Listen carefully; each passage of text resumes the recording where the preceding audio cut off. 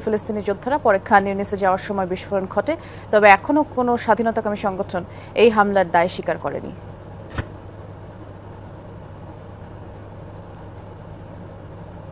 গাজায় সংঘর্ষে ইসরায়েলের ৭ সেনা নিহত হয়েছে। ইসরায়েলের সামরিক বাহিনী এ তথ্য জানিয়েছে বলে আল জাজিরার খবরে বলা হয়েছে।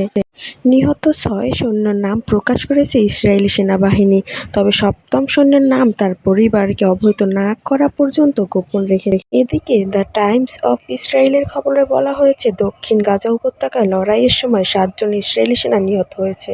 যখন তাদের একটি সাঁজোয়া যানকে বিস্ফোরক ডিভাইসে আঘাত হানে তখন এই ঘটনা ঘটে। ফিলিস্তিনি যোদ্ধারা পরে খান ইউনিসে যাওয়ার সময় বিস্ফোরণ ঘটে, তবে এখনও কোনো স্বাধীনতাকামী সংগঠন এই হামলার দায় স্বীকার করেনি।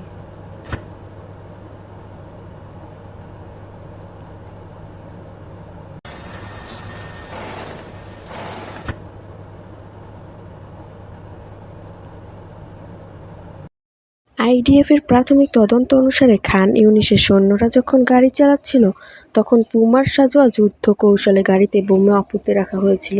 সেনাবাহিনীর মতে মঙ্গলবার গাজায় ওই ৭ জনই নিহত হন। তাদের বয়স ১৯ থেকে ২১ বছর। সেনাবাহিনী আরও জানিয়েছেন, যাদের শনাক্ত করা হয়েছে তারা সবাই ইসরায়েলের ৬০৫তম কমব্যাট ইঞ্জিনিয়ারিং ব্যাটালিয়নের সদস্য।